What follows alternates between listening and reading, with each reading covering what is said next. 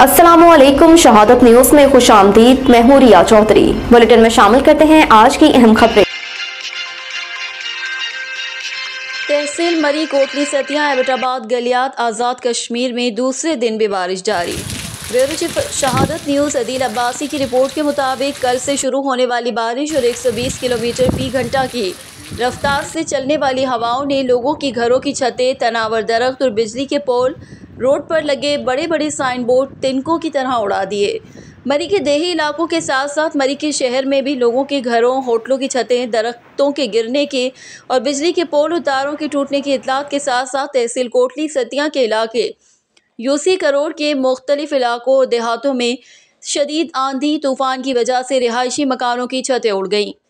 इसी तरह government primary school बस्सा नसमली डैम, जिसकी मुकम्मल छत उड़ गई है और बारिशों की वजह से स्कूल का फर्नीचर, कंप्यूटर और स्टेशनरी का सामान बारिश में ख़राब हो गया है।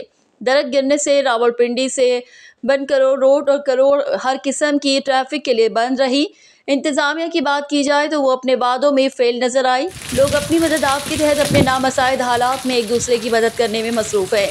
आज़ाद कश्मीर में ग्रिड स्टेशन में किसी फ़नी ख़राबी के बाइस ज़ोरदार धमाका हुआ। धमाका इतना शदीद था कि उसकी आवाज़ मरी एबटाबाद हज़ारा तक सुनाई दी। लोगों में शदीद धमाके के बायस खौफ व हरास फैल गया। याद रहे, मनासा ग्रिड स्टेशन से बेरोट बकोट में बिजली सप्लाई होती है। इन इलाकों में बिजली कल से बंद है, ताहाल बहाल ना हो सकी।